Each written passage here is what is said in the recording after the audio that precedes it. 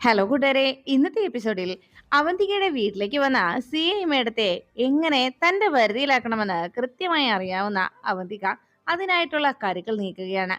C I മേഡത്തെ തന്റെ വരുതിയിലാക്കാനുള്ള ശ്രമം തുടങ്ങിയ അവന്തിക ഒരു കോഫി തന്നെ ആദ്യം ഓർഡർ ചെയ്തു.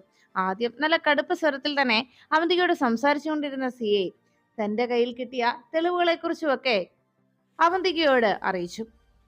ഒരു ക്രിമിനൽ കേസ് അവന്തിക്കെതിരെ വന്നിരിക്കുന്നത് അന്വേഷിക്കാൻ ഇറങ്ങിയ സി ഐ മേഡത്തിന്റെ ഭാഗത്തു നിന്നുള്ള സമീപനം മനസ്സിലാക്കിയ അവന്തിക കൃത്യമായ രീതിയിൽ തന്നെ സി ഐ മേഡത്തെ തന്റെ കരവലയത്തിലാക്കുവാനുള്ള ശ്രമം നടത്തി.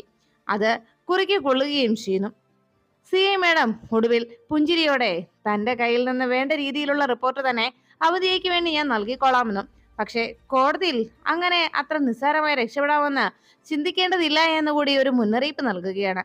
അവന്തിക വളരെ സൗഹൃദത്തോടെ സി ഐ മേഡത്തെ പറഞ്ഞയക്കുകയും മേഡത്തിന് വേണ്ടത് എന്താന്ന് വെച്ചാൽ താൻ ചെയ്തോളാമെന്നും അതിനുള്ള നീക്കങ്ങൾ തന്റെ ഭാഗത്തു നിന്ന് ഉണ്ടാകുമെന്നുമൊക്കെ അവന്തിക അറിയിച്ചതോടെ സി ഐ വളരെ ശാന്തിയായി അവിടെ നിന്ന് മടങ്ങിക്കഴിഞ്ഞു. അങ്ങനെ പുലി പോലെ വന്നതിനെ എലി പോലെയാക്കി പറഞ്ഞയച്ച സന്തോഷത്തിൽ അവന്തികയുടെ അരികിലേക്ക് മൂർത്തിയും എത്തി. മൂർത്തി അക്കാര്യം അവന്തികയോട് ചോദിക്കുകയും ചെയ്തു. അത് കേട്ടതും അവന്തിക അഹങ്കാരത്തോടു കൂടി പറഞ്ഞു, അതെ, സി ഐ മേഡത്തെയൊക്കെ നമ്മൾ കൈക്കലാക്കി. പക്ഷേ സി ഐ മേഡം പറഞ്ഞ ഒരു കാര്യമുണ്ട്. സച്ചിയുടെ ലോയർ, അത് ആ ആരതി വർമ്മയാണ്. അവളെയാണ് നമുക്ക് ശരിക്കും തറ പറ്റിക്കേണ്ടത്. അവളെയാണ് ഇനി ഒന്ന് കാണേണ്ടതെന്ന് അവന്തിക അറിയിച്ചു. മൂർത്തി അതിനുവേണ്ട ഏർപ്പാട് ചെയ്തോളാമെന്നും താൻ പോയി കാണാമെന്നും മൂർത്തി അറിയിക്കുമ്പോൾ തൽക്കാലം മൂർത്തി പോകേണ്ടതില്ലെന്നും ഞാൻ തന്നെ അവളെ നേരിട്ട് കണ്ടോളാമെന്നുമായിരുന്നു അവന്തിക പറയുന്നത്. എന്നാൽ ആരതിയുടെ മനസ്സിൽ ശശിയോടും ശശിയുടെ കുടുംബത്തോടും ഇത്രയേറെ ക്രൂരതയും ഇത്രയേറെ കൊടും ചതികളും കാണിച്ചു കൂട്ടിയ അവന്തികയോട് വല്ലാത്തൊരു വിദ്വേഷമാണ് ആരതിയുടെ മനസ്സിലുണ്ടായിരുന്നത്. മനഃപൂർവ്വം തന്നെ ആ കുടുംബത്തെ തകർത്തെറിഞ്ഞ അവന്തിക എന്ന ആ വിഷവിത്തിനെ എങ്ങനെയും ഉന്മൂലനം ചെയ്യുക എന്നതായിരുന്നു ആരതിയുടെ ലക്ഷ്യം. അതുകൊണ്ട് തന്നെ ആരതി അതിനുവേണ്ടി തന്നാൽ ആകുന്ന വിധത്തിൽ എല്ലാ ശ്രമങ്ങളും നടത്തുമെന്ന് സച്ചിക്ക് ആരതി വാക്കും നൽകിയിരുന്നു. അതുകൊണ്ട് അതിനുവേണ്ട നീക്കങ്ങൾ കൃത്യമായിട്ടുള്ള ലോ പോയിന്റ്സ് തന്നെ തന്റെ കയ്യിൽ ഭദ്രമാക്കി വെച്ചുകൊണ്ട് അതിനെ അവന്തികയെ കൃത്യമായി പ്രതിക്കൂട്ടിൽ നിർത്തി വാദിച്ച് ശിക്ഷ വാങ്ങിച്ചു കൊടുക്കാനുള്ള നീക്കം തന്നെ തന്റെ ഭാഗത്തു നിന്നുണ്ടാകുമെന്ന് ഉറപ്പുവരുത്തിയാണ് ആരതി മുന്നോട്ട് നീങ്ങിയത്. ആരതിയുടെ ഓരോ ചുവടും ഒരിക്കലും പിഴയ്ക്കാത്ത രീതിയിൽ അടിയുറപ്പിച്ചു തന്നെയായിരുന്നു മുന്നോട്ട് വന്നത്.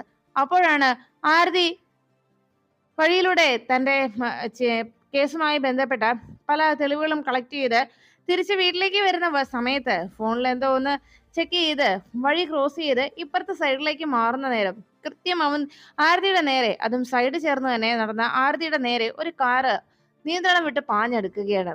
ഞെട്ടലോടെ ആരതി ഒന്ന് പേടിച്ച് തന്നെ ഇടിച്ചില്ല എന്ന അവസ്ഥയിൽ വണ്ടി എങ്ങനെ വന്നത് ഞെട്ടലോടെ ആരതി നോക്കുമ്പോ കാറിൽ നിന്ന് പുഞ്ചിരിയോടെ അവന്തിക പുറത്തേക്ക് ഇറങ്ങി. തൊട്ടടുത്ത് നിന്ന് ഡ്രൈവർ സീറ്റിൽ നിന്ന് ഇറങ്ങിയത് മൂർത്തി. ചിരിച്ചുകൊണ്ട് ആരതിയുടെ അരികിലേക്ക് എത്തിയിട്ട് അവന്തിക പറഞ്ഞു, അതെ മേഡം, വക്കീലിങ്ങനെ അശ്രദ്ധയോടെ നടന്നാലേ ചിലപ്പോ ജീവൻ പിന്നെ തിരിച്ചു കിട്ടിയെന്ന് വരില്ല എന്ന് പറഞ്ഞപ്പോ ദേഷ്യത്തോടെ നിന്ന ആരതി അവിടേക്ക് ചിരിച്ചുകൊണ്ട് വരുന്ന മൂർത്തിയെ നോക്കി, താനാണോടെ വണ്ടി ഓടിച്ചെന്ന് ചോദിച്ചതും അതെ ആണെങ്കിൽ എന്ന് വളരെ അഹങ്കാരത്തോടെ മൂർത്തി പറയുമ്പോഴേക്കും മൂർത്തിയുടെ കരണത്ത് ആരതിയുടെ വിരൽ പതിഞ്ഞു കഴിഞ്ഞു. ഇതൊട്ടും പ്രതീക്ഷിക്കാതെയുള്ള അങ്ങനെ ഒരു പ്രതികരണം വന്നപ്പോ അവന്തിക്കയും ആകെ ദേഷ്യത്തിലായി. എടി എന്ന് ഉറക്കെ വിളിച്ചുകൊണ്ട് ആരതിയുടെ നേരെ തിരിഞ്ഞതും ആരതി പറഞ്ഞു, അതെ, ഇയാൾക്കുള്ളത് ഞാൻ ആദ്യം കൊടുത്തു, ഇനി നിങ്ങളോടുള്ളത്. അതെ, വഴിയിലൂടെ കാർ ഡ്രൈവ് ചെയ്ത് പോകുന്ന സമയത്ത്, കാറെന്നല്ല ഏത് വാഹനം ഡ്രൈവ് ചെയ്താലും വഴി ശരിക്കും വഴിനട യാത്രക്കാർക്ക് കൂടി ഉള്ളതാണ്, അത് മറക്കണ്ട. അതുകൊണ്ട് മര്യാദയ്ക്ക് കാറ് ഓടിക്കുകയാണെങ്കിൽ ഓടിച്ചിടണം, അല്ലാതെ മറ്റുള്ളവരെ ഭയപ്പെടുത്താനോ ഭീഷണിപ്പെടുത്താനോ ഈ രീതിയിൽ ശ്രമിച്ചാൽ ഇതായിരിക്കും ഫലമെന്ന് പറഞ്ഞ് ഒന്ന് ഭീഷണി ഉയർത്തി ആരതി മൂർത്തിക്കൊരു തല്ലു കൊടുത്തിട്ട് കൂളായിട്ട് നേരെ അവന്തികയുടെ നേരെ തിരിഞ്ഞു. അല്ല, മേഡം എന്താ പറഞ്ഞു വന്നതെന്ന് ചോദിച്ചപ്പോ അവന്തിക പറഞ്ഞു, അതെ, സച്ചിക്ക് വേണ്ടി നീ വലിയ പോരാട്ടമൊക്കെ നടത്തുന്നുണ്ടല്ലോ. ഒരു കാര്യം ഞാൻ പറയാം, സച്ചിയുടെ ലോയർ ആണെന്ന് പറഞ്ഞ് നീ ആ വീട്ടിൽ കയറി ഇറങ്ങുന്നത് ആ ഡ്രൈവറുടെ പിന്നാലെ നടക്കുന്നതൊക്കെ ഞങ്ങൾ മനസ്സിലാക്കുന്നുണ്ട്. ആദ്യത്തെ കാഴ്ചയിൽ തന്നെ നിനക്ക് പ്രണയം അങ്ങ് മുട്ടിട്ട വിവരമൊക്കെ എനിക്ക് മനസ്സിലായി.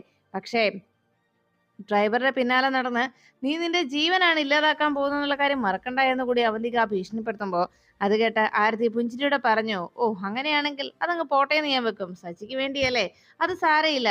സച്ചിക്ക് വേണ്ടി എന്റെ ജീവൻ പോകുന്നതിൽ എനിക്ക് യാതൊരു വിഷമവും ഇല്ല എന്ന് ആരതി വളരെ കൂളായി പറയുമ്പോ എന്തൊക്കെ പറഞ്ഞാലും എങ്ങനെയൊക്കെ ഭീഷണി ഉയർത്തിയാലും ആരതി ഒരു ഇഞ്ച് പോലും തന്റെ തീരുമാനത്തിൽ നിന്ന് പിന്നിലേക്ക് പോകില്ല എന്നറിഞ്ഞതോടെ ആകെ നാണം കെട്ട് തല താഴ്ത്തി അവിടെ നിന്ന് അവന്തിക തിരിച്ചു പോകുന്നു. പിന്നീടാണ് സച്ചിക്കരികിലെത്തി ഇക്കാര്യങ്ങളൊക്കെ ആരതി വിവരങ്ങളൊക്കെ കൃത്യമായി സച്ചിയെ ബോധ്യപ്പെടുത്തിയത്. അത് കേട്ടതും അങ്ങനെ അവളെ വിട്ടാൽ പറ്റില്ലല്ലോ, ഇന്ന് വക്കീലിനെ അപായപ്പെടുത്താൻ ശ്രമിച്ച അവൾക്ക് അതിനുള്ള തിരിച്ചടി കൊടുത്തേ പറ്റൂ. കേറ് വക്കീലെ, ഇപ്പൊ തന്നെ അവളുടെ വീട്ടിലേക്ക് പോകാം, ചെന്നിട്ട് ചോദിക്കുന്നുണ്ട് ഞാൻ എന്ന് പറഞ്ഞ് സച്ചി ബഹളം വെക്കുമ്പോൾ ഉടനെ സച്ചിയുടെ കയ്യിൽ കടന്നു പിടിച്ചുകൊണ്ട് ആരതി പറഞ്ഞു, വേണ്ട സച്ചി, ഇപ്പൊ പോകണ്ട. ഇതേ നിയമപരമായിട്ടുള്ള നീക്കം തന്നെയാ അവൾക്കെതിരെ നടത്തേണ്ടത്. ഇതിനെ എങ്ങനെ നേരിടണമെന്നും ഏത് രീതിയിൽ ഇതിന് തിരിച്ചടി കൊടുക്കണമെന്നും എനിക്കറിയാം. ഒരു കേസ് ഇപ്പോ കോടതിയിൽ ഫയൽ ചെയ്യുകയാണെങ്കിൽ അതും എതിർഭാഗം വക്കീലിനെ ഈ രീതിയിൽ ഭീഷണിപ്പെടുത്താനും അപായപ്പെടുത്താനും ശ്രമിച്ചു എന്നതിന്റെ പേരിൽ അവന്തിക്കെതിരെ ഒരു കേസ് ഞാൻ മൂവ് ചെയ്താൽ പിന്നെ ജയിലിൽ പോയി കിടക്കേണ്ടി വരും. അതാണ് നിയമം അനുശാസിക്കുന്നത് എന്ന് പറഞ്ഞപ്പോ അത് കേട്ടതോടെ സച്ചി പറഞ്ഞു, പിന്നെ എന്തുകൊണ്ടാണ് മേഡം അങ്ങനെ നീങ്ങാത്തത്? അപ്പോഴാണ് ആരതി പറഞ്ഞത്, സച്ചി, എനിക്ക് കിട്ടട്ടെ അവന്തികയെ, എനിക്ക് കോർട്ടിൽ കിട്ടട്ടെ, സാക്ഷിക്കൂട്ടിൽ അവൾ വന്ന് നിൽക്കട്ടെ, പ്രതിക്കൂട്ടിൽ അവൾ വന്ന് നിൽക്കട്ടെ, അപ്പോൾ ഞാൻ ഇതിനൊക്കെയുള്ള മറുപടി അവളെ കൊണ്ട് ഞാൻ പറയിച്ചിരിക്കും. തൽക്കാലം സച്ചി ഇതൊന്നും ഓർത്ത് ബോധേടാവേണ്ട. നമ്മുടെ കേസിന്റെ കാര്യത്തിന് വേണ്ടത്ര തെളിവുകൾ ശേഖരിക്കുക, അതാണ് ഇനി നമുക്ക് ചെയ്യാനുള്ളതെന്ന് പറഞ്ഞ് സച്ചിയെ സമാധാനപ്പെടുത്തി അവിടെ നിന്ന് ആരതി പോകുന്നു. അതിനുശേഷമാണ് സച്ചിയെ കുറിച്ച് ഇങ്ങനെ ഒരു നീക്കം നടക്കുമ്പോൾ രാജീവുമായി തിരിച്ച് വീട്ടിലെത്തിയതിനു ശേഷം ഗോകുൽ രാജീവിനെ വേണ്ട വിധത്തിൽ പരിചരിക്കുകയാണ്. രാജീവിനും ഗോകുലിനും ഉള്ള ചായയുമായിട്ട് അർച്ചന വേഗം തന്നെ റൂമിലേക്ക് വന്നെത്തി. അവർക്ക് രണ്ടുപേർക്കും ചായ കൊടുക്കുമ്പോൾ രാജീവിന്റെ എല്ലാ ശുശ്രൂഷയ കാര്യങ്ങളെല്ലാം നോക്കുന്നത് ഗോകുലായിരുന്നു. മുൻപ് എത്ര ബദ്ധശത്രുക്കളായിരുന്നോ, എന്നാൽ ഇപ്പോ ആ ശത്രുതയെല്ലാം മറന്ന് തന്റെ അളിയനെ സ്നേഹത്തോടെ പരിചരിക്കുക മാത്രമാണ് ഗോകുൽ ചെയ്യുന്നത്. ഗോകുലിന്റെ മനസ്സിലെ നന്മ തിരിച്ചറിഞ്ഞുകൊണ്ട് താൻ എത്രത്തോളം ദ്രോഹങ്ങൾ ചെയ്തിട്ടുള്ളവരാണോ അവരാണ് തന്നെ ഇപ്പൊ ഈ ആപൽഘട്ടത്തിൽ തന്നെ സഹായിക്കാൻ എത്തിയത് എന്ന ആ വേദനയും കുറ്റബോധവുമായിരുന്നു രാജീവിന്റെ മനസ്സിലാകെ. രാജീവിനെ പരിചരിച്ച് അങ്ങനെ ഇരിക്കുന്ന ഗോകുലിനെ നോക്കി രാജീവ് കണ്ണുനീരോടെ നോക്കുമ്പോൾ രാജീവിനോട് എന്തിനാണ് ഇങ്ങനെയൊക്കെ വിഷമിക്കുന്നതെന്നും ഞങ്ങൾക്ക് രാജീവ് ഒരു ബുദ്ധിമുട്ടും അല്ല എന്ന് പറയുമ്പോഴാണ് അർച്ചന അരികിലേക്ക് എത്തിയത്. ഇരുവർക്കുമുള്ള ചായ കൊടുക്കുമ്പോൾ രാജീവിനുള്ള ചായ ഗോകുൽ തന്നെ രാജീവിന് പതിയെ വായിൽ ചേർത്ത് വെച്ച് കൊടുക്കുന്നു. അത് കുറച്ച് കുടിക്കുമ്പോൾ അതിനിടയിൽ അത് കുടിക്കാൻ മടി കാണിക്കുന്നത് കണ്ടപ്പോൾ ചൂട് കൂടുതലുണ്ടോ എന്നൊക്കെ ഗോകുൽ വളരെ സ്നേഹത്തോടെ തന്നെ അന്വേഷിക്കുന്നു. അങ്ങനെയൊന്നും ഇല്ല എന്ന് പറയുന്നതോടൊപ്പം താൻ ഇവിടെ ഒരു ബുദ്ധിമുട്ടായില്ലേ, നിങ്ങൾക്കൊരു ബുദ്ധിമുട്ടായില്ലേ എന്ന് വീണ്ടും ആവർത്തിച്ചുള്ള രാജീവിന്റെ ചോദ്യം കേൾക്കുമ്പോൾ അർച്ചനയും ഗോകുലും ഒറ്റ ശ്വാസത്തിൽ പറഞ്ഞു, ഞങ്ങൾക്കൊരു ബുദ്ധിമുട്ടല്ല, രാജീവ് ഞങ്ങൾക്ക് ഈ കുടുംബത്തെ ഒരു അംഗം തന്നെയാണ്. ഇനി എന്തൊക്കെ സംഭവിച്ചാലും രാജീവും ഈ കുടുംബത്തിലെ അംഗമാണ്. കുടുംബത്തുള്ള ഒരാൾക്ക് ഏതെങ്കിലും ഒരു അംഗത്തിന് ഒരാപത്ത് വന്നു കഴിഞ്ഞാൽ അത് മറ്റുള്ള കുടുംബാംഗങ്ങൾ ചേർന്നാണ് അയാളുടെ ആ അവസ്ഥയിൽ നിന്ന് അയാളെ രക്ഷപ്പെടുത്തി കൊണ്ടുവരുന്നത്, അയാളെ പരിചരിക്കേണ്ടത്. അതേ ഞങ്ങളും ചെയ്യുന്നുള്ളൂ എന്നും ഞങ്ങൾക്ക് രാജീവ് ഒരിക്കലും ഒരു ബുദ്ധിമുട്ടല്ലെന്നും അങ്ങനെ ഒരു ചിന്തയോ വിഷമോ രാജീവിന്റെ മനസ്സിലും വേണ്ട എന്നും കൃത്യസമയത്ത് ഭക്ഷണവും മരുന്നും കഴിക്കുക, പെട്ടെന്ന് പഴയ ആരോഗ്യത്തിലേക്ക് തിരിച്ചു വരിക. പിന്നെ ഒരേ ഒരു ആശ്വാസം എന്ന് പറയുന്നത് ഈ വീഴ്ചയിലാണെങ്കിൽ പോലും രാജീവിന്റെ പഴയ സ്വഭാവങ്ങൾക്കൊക്കെ ഒത്തിരി മാറ്റം വന്നല്ലോ, അത് തന്നെ വലിയ കാര്യമെന്ന് ഗോകുലും കൂടി അതിന്റെ കൂടെ സംസാരിച്ചു. എല്ലാം കേട്ട് പുഞ്ചിരിയോടെ അങ്ങനെ രാജീവ് ഇരിക്കുമ്പോൾ ഗോകുൽ പറഞ്ഞു, അതെ എനിക്കൊരു ഇമ്പോർട്ടന്റ് മെയില് അയക്കാനുണ്ട്, ഞാൻ ഒന്ന് താഴെ വരെ പോയിട്ട് വരാൻ കേട്ടോ അളിയ എന്ന് പറഞ്ഞ് ഗോകുൽ അവിടെ നിന്ന് ഇറങ്ങുമ്പോൾ അർച്ചന അവര് കുടിച്ച് വെച്ച ആ ഗ്ലാസുമായിട്ട് ഇറങ്ങുന്നതിനിടയിൽ രാജുവിനോട് പറഞ്ഞു, ഞാനേ ശിശിരേച്ചിയെ ഇവിടേക്ക് പറഞ്ഞയക്കാം. അങ്ങനെ പറഞ്ഞുകൊണ്ട് അവിടുന്ന് പുറത്തേക്ക് ഇറങ്ങിയപ്പോ ശിശിര തൊട്ടടുത്ത് തന്നെ പുറത്തെ ചെയറിലിരുന്ന് മൊബൈലിൽ എന്തൊക്കെയോ റീൽസോ മറ്റോ കണ്ട് ആസ്വദിച്ച് അങ്ങനെ ഇരിക്കുന്ന കാഴ്ചയാണ് കണ്ടത്. ഇത് കണ്ടതോടെ അർച്ചനയ്ക്കാകെ ദേഷ്യയായി. അർച്ചന വേഗം തന്നെ അരികിലേക്ക് എത്തി ശിശിരയോട് ചോദിച്ചു, അല്ല ഇത്രയും നാളും എന്തൊക്കെയായിരുന്നു രാജീവിനെ കുറിച്ച് ഏടത്തി ശിശിരേച്ചി പറഞ്ഞുകൊണ്ടിരുന്നത്?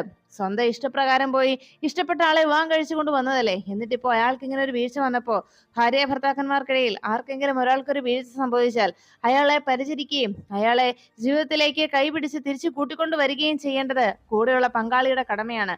അത് ഭാര്യ ആയിക്കോട്ടെ ഭർത്താവ് ആയിക്കോട്ടെ, അവരിൽ ആർക്കൊരു വീഴ്ച വന്നാലും കൂടെയുള്ള പങ്കാളിയാണ് അതിനെ തരണം ചെയ്ത് മുന്നേറേണ്ടത്. എന്നിട്ട് ഇവിടെ ചേച്ചി എന്താ ഈ കാണിച്ചു കൂട്ടുന്നത്, ഇത് ശരിയാണോ എന്ന് ചോദിച്ചതും ശിശിര ദേഷ്യത്തോടെ പറഞ്ഞു, അതെ എനിക്ക് ആ മുറിയിൽ പോയി ഇരിക്കാനൊന്നും പറ്റത്തില്ല, അവിടെയൊക്കെ ആകെ മരുന്നിന്റെ മണമാണെന്ന്. അത് കേട്ടതും ദേഷ്യത്തോടെ തന്നെയാണ് അർച്ചന തിരിഞ്ഞത്. അതെ, ഭാര്യയ്ക്കും ഭർത്താവിനും ഇങ്ങനെ ഒരു അവസ്ഥ ഏതെങ്കിലും ഒരാൾക്ക് ഒരവസ്ഥ വന്നാൽ അപ്പോ ഈ മരുന്നിനെ ശുശ്രൂഷയും കാര്യങ്ങളും ഒക്കെ ചെയ്യേണ്ടത് മറ്റൊരാൾ തന്നെയാണ്, കൂടെയുള്ള ആൾ തന്നെയാണ്. ഇതിപ്പോ ശിശിരേച്ചിക്കാണ് വന്നിരുന്നെങ്കിൽ ശിശിരേച്ചി കിടക്കുന്ന മുറിയിലാകെ മരുന്നിന്റെ മണമാണെന്ന് പറഞ്ഞ് രാജീവ് ഇങ്ങനെ മാറി നിൽക്കുമെന്ന് ശിശിരേച്ചിക്ക് തോന്നുന്നുണ്ടോ എന്ന് ദേഷ്യത്തോടെ അർച്ചന ചോദിച്ചു. മര്യാദയ്ക്ക് ഫോൺ മാറ്റി വെച്ചിട്ട് റൂമിൽ പോയി ഇരിക്കുന്നുണ്ടോ എന്ന് ചോദിച്ച് അർച്ചന ശബ്ദം ഉയർത്തിയതും അർച്ചനയുടെ ആ ദേഷ്യപ്പെടൽ കണ്ട് നീ എന്താ എന്നെ ആജ്ഞാപിക്കുകയാണോ എന്ന് ചോദിച്ചു. അത് കേട്ടതോടെ അർച്ചന പറഞ്ഞു, ചേച്ചി ചേച്ചി ചെയ്യുന്ന ഒന്നും ശരിയല്ല, ചേച്ചി കാണിക്കുന്ന ഒന്നും ശരിയായ കാര്യങ്ങളുമല്ല. അതുകൊണ്ട് മര്യാദയ്ക്ക് അകത്ത് പോയി രാജുവിന് അടുത്തിരിക്കുന്നുണ്ടോ എന്ന് പറഞ്ഞ് ദേഷ്യപ്പെട്ട് നിൽക്കുന്ന അർച്ചനയോട് എതിർക്കാനാകാതെ വേഗം മനസ്സോടെ അകത്തേക്ക് കയറി ചെല്ലുകയാണ് ശിശിര. അപ്പോഴേക്കും കണ്ണുനീർ വാർന്ന് അങ്ങനെ ഇരിക്കുന്ന രാജീവിന്റെ മുഖത്തേക്കാണ് നേരെ വന്ന് ശിശിര നോക്കുന്നത്. യാതൊരു ഉളുപ്പുമില്ലാതെ ശിശിര ഉടനെ തന്നെ രാജുവിനോട് പറഞ്ഞു, അതെ ഞാൻ ഈ പറഞ്ഞൊക്കെ കേട്ടിട്ടുണ്ടാവും, അതാണല്ലോ കണ്ണുനീര് വന്നിരിക്കുന്നത്. എനിക്ക് എന്ത് പറയണമെന്ന് തോന്നിയാലും എന്റെ മനസ്സിലുള്ളൊക്കെ ഞാൻ വിട്ടു തുറന്ന് പറയും, അത് ആരോടാണെങ്കിലും ശരി. അതിനിങ്ങനെ സങ്കടപ്പെട്ടിട്ടൊന്നും കാര്യമില്ല എന്ന് പറഞ്ഞ് രാജീവിന്റെ അടുത്തേക്ക് ഒന്ന് പോവുക പോലും ചെയ്യാതെ, രാജീവിനെ ഒന്ന് നോക്കുക പോലും ചെയ്യാതെ വേഗം തന്നെ ആ അടുത്ത ചെയറിലേക്ക് വന്നിരുന്നിട്ട് വീണ്ടും മൊബൈലിലേക്ക് തന്നെയായി ശിശിരയുടെ ശ്രദ്ധ. ഇതെല്ലാം കണ്ട് ഒന്നും മിണ്ടാതെ ഒരു രീതിയിലും പ്രതികരിക്കാൻ പോലും കഴിയാതെ രാജീവ് താൻ ചെയ്തു കൂട്ടിയ ക്രൂരതയോർത്ത് ആ താൻ ആരെയാണോ കൂടുതൽ ദ്രോഹിച്ചിട്ടുള്ളത്, അർച്ചനയെയും ഗോകുലിനെയും ദ്രോഹിക്കുകയും വേദനിപ്പിക്കുകയും ചെയ്തതൊക്കെ ഓർത്ത് മനസ്താപത്തോടെ അങ്ങനെ ഇരുന്നു. അതിനുശേഷമാണ് സച്ചിയും കൂട്ടി ആരതി വീണ്ടും മറ്റൊരു തെളിവിനായിട്ട് എത്തിച്ചേരുന്നത്. അവർ രണ്ടുപേരും കൂടി ഒരു സ്ഥലത്ത് ആരുടെ വരവനായി പ്രതീക്ഷയുടെ കാത്തിരുന്നു. അപ്പോഴേക്കും സച്ചി ചോദിച്ചു, അല്ല വക്കീലെ, ഇങ്ങോട്ട് തന്നെയാണോ അയാൾ വരാൻ പറഞ്ഞത്? കാര്യം എന്താ വക്കീലെ എന്ന് ചോദിച്ചപ്പോ പറയാം സച്ചി എന്ന് പറഞ്ഞ് വേഗം തന്നെ ഫോൺ എടുത്ത് അയാളെ വിളിച്ചു. ആ മേഡം ഞാനിവിടെ ഉണ്ട് എന്ന് പറഞ്ഞപ്പോ തൊട്ടു നേരെ നോക്കിയതും രണ്ടുപേരും പരസ്പരം കണ്ടു. ഉടനെ തന്നെ അയാൾ വേഗം ഫോൺ വെച്ചിട്ട് സച്ചിയുടെയും ആരതിയുടെയും അരികിലേക്ക് എത്തി. വന്നതും ഉടനെ തന്റെ കയ്യിലിരുന്ന ബാഗ് എടുത്തിട്ട് ഒത്തിരി നേരം ആയോ വന്നതെന്നൊക്കെ ആരതി അന്വേഷിച്ചു. ഇല്ല മേഡം, വന്നതേ ഉള്ളൂ എന്ന് പറഞ്ഞ് വിശേഷങ്ങളൊക്കെ അന്വേഷിക്കണം. ഇപ്പോ ഈ നിൽക്കുന്ന മാരിമുത്തു എന്ന വ്യക്തിയാണ് വന്നിരിക്കുന്നതെന്ന് സച്ചിയെ പരിചയപ്പെടുത്തി കൊടുക്കുകയും ചെയ്യുന്നു ആരതി. അപ്പോഴാണ് ആരതി പറഞ്ഞത്, അതെ ഈ നിൽക്കുന്നത് മാരിമുത്തുവാണ്, തക്കലയിൽ നിന്നാ വരുന്നത്. നമ്മുടെ മുരുകനും കനിമൊഴിയും താമസിച്ചിരുന്ന വീട്ടിലെ അവിടെ ഇപ്പോൾ ഇവരാണ് താമസിക്കുന്നത് എന്നൊക്കെ ആരതി പരിചയപ്പെടുത്തി. അപ്പോഴേക്കും അയാൾ പറഞ്ഞു, അതെ മുരുകൻ എൻ്റെ ഒരു തമ്പിയാണ്, അങ്ങനെ മുരുകന്റെ ചേട്ടനാണ് വന്നിരിക്കുന്നത് എന്നുള്ള കാര്യം കൂടി അങ്ങനെ സച്ചിയെ അറിയിച്ചു. എല്ലാം കേട്ടതിന് ശേഷം സച്ചി ആരതിയോട് ചോദിച്ചു, അല്ല മേഡം, എന്തിനാ ഇപ്പോ ചിപ്പിമോളുടെ അച്ഛനമ്മമാരായ അവരെ നമ്മൾ അന്ന് ആശ്രമത്തിൽ ചെന്നപ്പോ അവരാണ് ചിപ്പിമോളെ അവിടെ ഏൽപ്പിച്ചതെന്നുള്ള കാര്യം അറിയിക്കണ്ടേ? പക്ഷെ ഇപ്പം മേഡം ഇങ്ങോട്ട് വക്കീലിപ്പോ ഇവരെ കൂട്ടിക്കൊണ്ട് വന്നതിന്റെ കാര്യം എന്താണെന്ന് മനസ്സിലായില്ലെന്ന് സച്ചി പറഞ്ഞപ്പോഴാണ് ആരതി പറഞ്ഞത്, അതെ സച്ചി, അന്ന് ആ സംഭവം നടന്ന ദിവസം, അതായത് സച്ചിയുടെ വൈഫിനെ അർച്ചനയെ കാണാതായ ദിവസം, അന്നത്തെ ദിവസം ആ സമയത്ത് ഇദ്ദേഹത്തിന്റെ കഴിഞ്ഞ ദിവസം ഒരു ആക്സിഡന്റ് ഉണ്ടായെന്ന് ഞാൻ പറഞ്ഞിരുന്നല്ലോ. അപ്പൊ ഇദ്ദേഹത്തിന് അവിടെയായിട്ട് ഒരു തട്ടുകടയുണ്ടായിരുന്നു. ആ തട്ടുകടയിൽ ജോലി ചെയ്തിരിക്കുകയായിരുന്നു മുരുകൻ. ആ ജോലിക്ക് ശേഷം അവിടെ നിന്ന് മുരുകൻ തിരിച്ചു വരുന്ന വഴിയോ മറ്റോ ആണ് മുരുകന് ഇങ്ങനെ ഒരു കാര്യം, അല്ലെങ്കിൽ ആ കുഞ്ഞിനെ കിട്ടിയതെന്നുള്ള, അവിടെ നിന്ന് കുഞ്ഞിനെ കിട്ടിയതാണ് മുരുകൻ എന്നുള്ള സത്യാവസ്ഥ ഇതുവരെയായിട്ടും കുടുംബക്കാർക്കോ മറ്റാർക്കോ അറിയില്ല. പക്ഷേ മുരുകന്റെ കയ്യിൽ ആ കുഞ്ഞ് വന്നു ചേർന്നതിന് ശേഷമുള്ള കാര്യങ്ങളെക്കുറിച്ച് പിന്നീട് മുരുകന്റെയും കരിമൊഴിയുടെയും മരണത്തിന് ശേഷം ആ വീട്ടിലേക്ക് താമസം മാറി വന്ന മുരുകന്റെ സഹോദരനായ മാരിമുത്തുവും കുടുംബവും അവിടുത്തെ മുരുകന്റെയും കനിമൊഴിയുടെയും സാധനങ്ങളൊക്കെ എടുത്ത് മാറ്റുന്നതിനിടയിൽ കനിമൊഴിയുടേതല്ലാത്ത ഒരു ബാഗ് അവർക്ക് കണ്ടെത്താൻ കഴിഞ്ഞുവെന്നും ആ ബാഗാണ് തന്റെ കയ്യിൽ ഇരിക്കുന്നതെന്നും പറഞ്ഞ് ആ ബാഗ് വേഗം സച്ചിയെ കാണിച്ചു. ദാ ഈ ബാഗ് സച്ചിക്ക് എവിടെയെങ്കിലും പരിചയമുണ്ടോ? അന്ന് സച്ചിക്ക് എങ്ങനെയെങ്കിലും ഓർമ്മയുണ്ടോ? അതാണ് അന്നത്തെ ദിവസത്തെ ആ ഇൻസിഡന്റിന് ശേഷമുള്ള കാര്യങ്ങളെക്കുറിച്ച് പറഞ്ഞപ്പോഴാണ് എനിക്ക് ആ പ്രദേശത്ത് നിന്ന് ഇവർക്ക് ഇങ്ങനെ ഒരു കാര്യം കൂടി കിട്ടിയപ്പോ, മാത്രമല്ല അന്ന് ആശ്രമത്തിൽ നിന്ന് നമുക്ക് മുരുകന്റെ നമ്പർ കിട്ടിയിരുന്നല്ലോ. അദ്ദേഹത്തിന് ഫോൺ ഇപ്പോൾ യൂസ് ചെയ്യുന്നത് ഈ മാരിമുത്തുവാണ്. അതുകൊണ്ട് തന്നെ ഞാൻ വെറുതെ ഒന്ന് ട്രൈ ചെയ്ത് നോക്കിയതാ, ആ നമ്പറിൽ വിളിച്ചാൽ ആരെങ്കിലും കിട്ടുമോ എന്ന്. അപ്പോഴാണ് ഈ മാരിമുത്തുവിനെ എനിക്ക് കിട്ടിയത്. മാരിമുത്തുയുടെ വിവരങ്ങളൊക്കെ പറഞ്ഞപ്പോഴാണ് മുരുകന്റെ ചേട്ടനാണെന്നും മറ്റു ഡീറ്റെയിൽസും ഒക്കെ അറിയാൻ കഴിഞ്ഞത്. അങ്ങനെയാണ് ഈ ഒരു കാര്യം സച്ചിയെ കാണിക്കാമെന്ന് ഞാൻ ചിന്തിച്ചതെന്ന് ആരതി അറിയിച്ചു. ഒടുവിൽ ആ ബാഗ് സച്ചിയുടെ മുന്നിലേക്ക് കൊണ്ടുവന്നു. സച്ചി ആ ബാഗ് നോക്കിയതും ആരതി പറഞ്ഞു, ഇത് എങ്ങനെയെങ്കിലും പരിചയമുണ്ടോ? ആരുടെയെങ്കിലും കയ്യിൽ ഉണ്ടായിരുന്നതായിട്ട് സച്ചിക്ക് ഓർമ്മയുണ്ടോ എന്ന് ചോദിച്ചപ്പോൾ സച്ചി ആ ബാഗ് കയ്യിലേക്ക് എടുത്തിട്ട് പെട്ടെന്ന് വല്ലാത്ത ഇമോഷണലായി. സച്ചി കണ്ണുനീരോടെ ആ ബാഗ് നോക്കി ആരതിയോട് പറഞ്ഞു, ഇതെന്റെ അർച്ചനയുടെ ബാഗാണ്, ഞാൻ എൻ്റെ അർച്ചനയ്ക്ക് വാങ്ങിച്ചു കൊടുത്ത ബാഗ് എന്ന് പറഞ്ഞ് സച്ചി അത് തന്നെ നെഞ്ചിലേക്ക് ചേർത്ത് പിടിച്ചു. സച്ചിയുടെ ആ നിൽപ്പും വിഷമവും ഒക്കെ കണ്ടപ്പോൾ ആരതിക്കും ആകെ വല്ലാത്ത വേദന തോന്നി. ഉടനെ തന്നെ സച്ചി ആ ബാഗ് ചേർത്ത് അങ്ങനെ പിടിച്ചുകൊണ്ട് നിന്നപ്പോൾ എൻ്റെ അർച്ചനയുടെ ബാഗ് എന്ന് പറഞ്ഞ് സച്ചി സങ്കടപ്പെടുമ്പോൾ ഉടനെ മുരുകന് അന്നത്തെ ദിവസം ഈ ബാഗും മറ്റുമൊക്കെ കിട്ടിയതിന്റെ കാര്യകാരണങ്ങൾ മുരുകൻ ഒരു ഡയറിയിൽ എഴുതിയിട്ടുണ്ടായിരുന്നെന്ന് പറഞ്ഞ് ആ ഡയറിയും ശശിയെ കാണിക്കുന്നു. അത് വായിച്ചു നോക്കാൻ തമിഴായതുകൊണ്ട് അറിയത്തില്ലാത്തതിനാൽ ഇതിലെന്താ എഴുതിയിരിക്കുന്നതെന്ന് ചോദിച്ചപ്പോൾ കുഞ്ഞിനെ കുറിച്ച് കൂടുതലൊന്നും എഴുതിയിട്ടില്ല എന്നും, പക്ഷെ അന്ന് ആ അപകടം നടന്ന സ്ഥലത്ത് നിന്ന് കിട്ടിയതാണ് ഈ ബാഗെന്നും, അന്ന് അപകട സമയത്ത് ആ കുഞ്ഞിന്റെ കൂടെ ഉണ്ടായിരുന്നതാണ് ഈ ബാഗെന്നുമായിരുന്നു ഉടനെ തന്നെ മുരുകനെ കുറിച്ച് മുരുകന്റെ ആ ബാഗിനെ മുരുകന്റെ കയ്യിൽ നിന്ന് കിട്ടിയ ഡയറിയെ കുറിച്ചും ഒക്കെ ആയിട്ട് ഡയറിയിൽ മുരുകൻ എഴുതി വെച്ചിരിക്കുന്നതും ഒക്കെ ആയിട്ട് മാരിമുത്തു അറിയിച്ചത്. എല്ലാം കേട്ടതിന് ശേഷം സച്ചി ആകെ വിഷമത്തോടെ അങ്ങനെ നിൽക്കുമ്പോൾ മാരിമുത്ത് പറഞ്ഞു, എന്നാ ഞാൻ അങ്ങോട്ട് പോയിക്കോട്ടെ മേഡം എന്ന് പറഞ്ഞതും അയാളോട് ഇനി എന്തെങ്കിലും കാര്യങ്ങൾ ഇതിനെ സംബന്ധിച്ച് എന്തെങ്കിലും അറിയാനോ ഓർമ്മയിലോ വന്നു കഴിഞ്ഞാൽ ഉടനെ തന്നെ അറിയിക്കണമെന്ന് അയാളെ ഓർമ്മപ്പെടുത്തിയിട്ട് ആരതി അയാളെ പറഞ്ഞേക്കണം. അയാൾ അവിടെ നിന്ന് പോയി കഴിഞ്ഞതും സച്ചി ആ ബാഗുമായി ആകെ സങ്കടത്തോടെ അങ്ങനെ നിലകൊണ്ടു. അപ്പോഴാണ് അർച്ചനയുടെ കാര്യത്തിൽ ഒരു തീരുമാനം ഉടനെ ഉണ്ടാക്കണമെന്നും, അർച്ചന ഇനിയിപ്പോ താൻ എന്ത് പറഞ്ഞാലും അത് അതേപടി തന്നെ അനുസരിക്കുന്ന ഒരാളായി മാറിയിരിക്കുകയാണ് ഇപ്പോൾ അർച്ചന. അതുകൊണ്ട് തന്റെ മേലുള്ള ആ വിശ്വാസം അതാണ് ഇനി താൻ മുതലെടുക്കാൻ പോകുന്നതെന്ന്, അർച്ചനയെ ഇനി താൻ ശരിക്കും കുട്ടിക്കുരങ്ങന്റെ അവസ്ഥയിലേക്ക് കാര്യങ്ങൾ എത്തിക്കുമെന്നുമൊക്കെ അവന്തിക അഹങ്കാരത്തോടെ മൂർത്തിയോട് അറിയിക്കുകയാണ്. എല്ലാം കേട്ട് ആ മൂർത്തി അങ്ങനെ സന്തോഷത്തോടെ ചിരിച്ചു നിൽക്കുമ്പോൾ എന്തായാലും മേഡത്തിന് ഇനിയും അവളെ പോലെ ഒരു ശത്രുവിനെ കുറിച്ച് ഓർത്ത് പേടിക്കണ്ടല്ലോ. മേഡത്തിന്റെ ഏറ്റവും വലിയ ശത്രുവായി മാറിയിരുന്നവൾ ഇപ്പോ മേഡത്തിന്റെ ഒരു ആജ്ഞാനുവർത്തിയായി മാറിക്കഴിഞ്ഞു. ഇനി ഒരു വെറും ഒരു പഫൂൺ മാത്രം. അപ്പൊ പിന്നെ യാതൊരു ടെൻഷന്റെ ആവശ്യമില്ല എന്നൊക്കെ വളരെ ലാഘവത്തോടെ തന്നെ മൂർത്തിയും അവന്തികയെ പറഞ്ഞ് മനസ്സിലാക്കി സന്തോഷിച്ചിരിക്കുന്നു. അപ്പോഴാണ് ശശി തന്റെ കയ്യിൽ കിട്ടിയ ബാഗും ഡയറിയും എല്ലാമായിട്ട് നേരെ വീട്ടിലേക്ക് എത്തിയതും അർച്ചന അന്ന് പോയപ്പോൾ കയ്യിൽ കൊണ്ടുപോയ ബാഗാണിതെന്ന് പറഞ്ഞ് കമലമ്മയും മറ്റ് കുടുംബാംഗങ്ങളെയും കാണിച്ചപ്പോൾ അവരെല്ലാവരും വേദനയോടെ ആ ബാഗ് ചേർത്ത് പിടിച്ച് കണ്ണുനീരോടെ അർച്ചനയെക്കുറിച്ച് ഓർത്ത് അങ്ങനെ നിന്നു. എന്തായാലും അർച്ചന മടങ്ങിയെത്തുമെന്നും അർച്ചനയിലേക്ക് എത്തിച്ചേരുന്നതിന് വേണ്ടിയുള്ള ചില സൂചനകൾ തന്റെ അടുത്തേക്ക് വന്നുവെന്നും തീർച്ചയായിട്ടും ഉടനെ തന്നെ തന്റെ അർച്ചനയെ കണ്ടെത്താൻ കഴിയുമെന്നും ശശി എല്ലാവരോടുമായിട്ട് വളരെ ആത്മവിശ്വാസത്തോടെ പറഞ്ഞങ്ങനെ നിൽക്കുമ്പോഴാണ് അവിടെ ഗോകുലിന്റെ വീട്ടിൽ അർച്ചനയെ ഇനിയും അവിടെ അധികം നാൾ നിലനിർത്തുന്നത് ശരിയല്ല എന്നും, അതോടൊപ്പം തന്നെ എത്രയും വേഗം തന്നെ ശശി ഗോകുലിന്റെ അരികിലേക്ക് എത്തിച്ചേരും. ഗോകുലിന്റെ വീട്ടിലെത്തി കഴിഞ്ഞാൽ ഗോകുലിന്റെ ഭാര്യയായ അർച്ചനയും ശശി കണ്ടെത്തും. ഇത്രയും നാളും എങ്ങനെയോ അർച്ചനയുടെ കണ്ണിലേക്ക് അല്ലെങ്കിൽ ശശിയുടെ മുന്നിലേക്ക് അർച്ചന എത്തിപ്പെട്ടിട്ടില്ല. അതുകൊണ്ടാണ് അവർ രണ്ടുപേരും പരസ്പരം കാണാതെ പോയത്. എന്നാൽ ഇനി അത് അങ്ങനെ ഒരു സാഹചര്യം എപ്പോൾ വേണമെങ്കിലും സംഭവിക്കാം. അത് മാത്രമല്ല, രാജീവനെ വീട്ടിലേക്ക് മാറ്റിയത് കൊണ്ട് തന്നെ രാജീവിന്റെ ഇപ്പോഴത്തെ കണ്ടീഷനിൽ മാറ്റമുണ്ടായാൽ, രാജീവിന് സംസാരശേഷി തിരിച്ചു കിട്ടിയാൽ തീർച്ചയായിട്ടും രാജീവ് എല്ലാ സത്യങ്ങളും അർച്ചനയോടും ഗോകുലിനോടും അറിയിക്കും. സച്ചിയുടെ വൈഫാണ് അർച്ചനയെന്നും അർച്ചനയെ അന്വേഷിച്ച് നടക്കുന്ന ആളാണ് സച്ചി എന്നും ഉള്ള ആ സത്യാവസ്ഥ ഗോകുലിന്റെ മുന്നിൽ കൂടി ബോധ്യപ്പെടുത്തിയാൽ പിന്നെ ഗോകുൽ തന്നെ അർച്ചനയെ സച്ചിക്ക് തിരികെ നൽകും. അതോടൊപ്പം തന്നെ മറ്റൊരു സംഭവം കൂടി അവിടെ നടന്നേക്കും.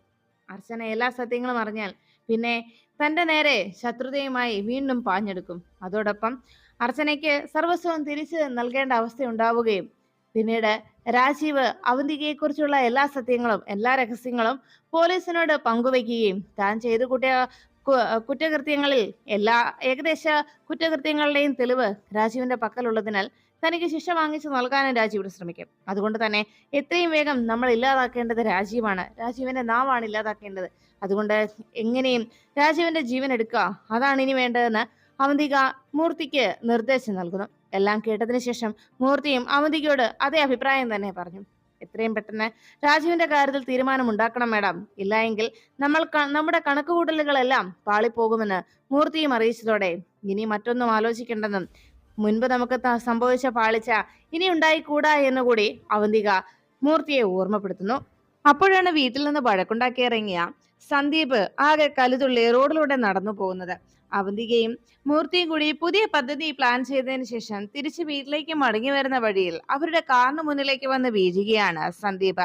ഉടൻ തന്നെ അവന്തിക സന്ദീപിനെ അവിടെ നിന്ന് പൊക്കുന്നു. തന്റെ വീട്ടിലേക്ക് സന്ദീപിനെ കൂട്ടിക്കൊണ്ടുവരികയും സന്ദീപിനെ വീട്ടിലേക്ക് കൊണ്ടുവന്നതിന് ശേഷം തന്റെ മുറിയിലാക്കി സന്ദീപ് അവിടെ കിടന്ന് മദ്യപിച്ച് ലക്കുകെട്ടതിനാൽ സുഖമായി കിടന്നുറങ്ങി. ഈ കാഴ്ച കണ്ട ഉടനെ തന്നെ മൂർത്തി അവന്തികരികിലേക്ക് എത്തി ചോദിച്ചു, എന്തിനാണ് മേഡം ഇവനെയൊക്കെ വെറുതെ വിളിച്ചു കയറ്റിക്കൊണ്ട് വരുന്നത്?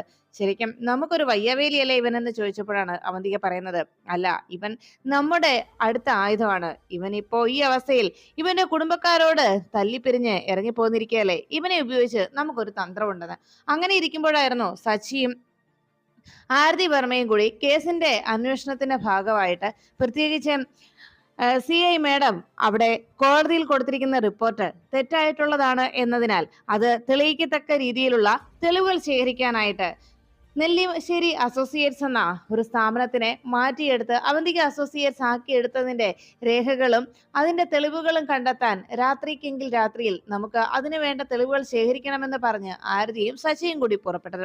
അവർക്ക് ഈ തെളിവ് നൽകാമെന്ന് അറിയിച്ച ആൾ അവന്തികയുടെ നിർദ്ദേശപ്രകാരമായിട്ട് അങ്ങനെ ഒരു കൃത്യമായിട്ടൊരു കെണി ഒരുക്കുകയായിരുന്നു. എന്നാൽ തെളിവുകൾ കണ്ടെത്തേണ്ടത് അനിവാര്യമായതുകൊണ്ട് സച്ചിയും ആരതിയും കൂടി ആ തെളിവിന്റെ പിന്നാലെ പോയതും അങ്ങനെ ഒരു ഹോട്ടലിൽ മുറിയെടുത്ത് അവരെ കാണാനായി അയാൾ അവിടേക്ക് എത്താമെന്ന് പറഞ്ഞതുകൊണ്ട് ആരതിയും ശശിയും അവിടെ വെയിറ്റ് ചെയ്യുകയായിരുന്നു.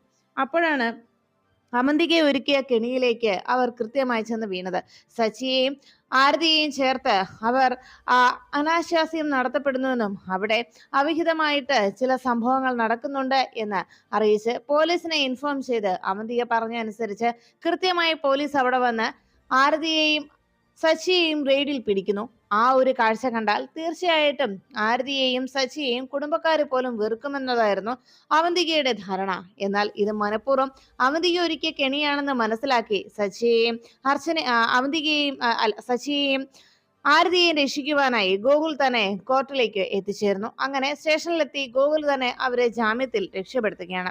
എന്നാൽ ഇതേ സമയമായിരുന്നു രാജീവിനെ അപായപ്പെടുത്താനായിട്ടുള്ള നീക്കങ്ങൾ അവന്തികയുടെ ഭാഗത്തു നിന്നുണ്ടായത്. അവന്തിക അങ്ങനെ എല്ലാ രീതിയിലും തനിക്ക് എതിരായി വന്നുകൊണ്ടിരിക്കുന്ന ശത്രുക്കളെ ഉന്മൂലനം ചെയ്യുന്നതിന് വേണ്ട എല്ലാ നീക്കങ്ങളും അവന്തിക തുടങ്ങിക്കഴിഞ്ഞിരുന്നു. അങ്ങനെ രാജീവിന്റെ നേരെയുള്ള ഇപ്പോഴത്തെ ശിശിരയുടെ നിലപാടിനെ പ്രോത്സാഹിപ്പിച്ചുകൊണ്ട് അവന്തിക രാജീവിനെ ഇല്ലാതാക്കാനായി തന്റെ തുറുപ്പ് ചീട്ടായി ശിശിരയും തന്റെ ആളാക്കി മാറ്റുകയാണ്.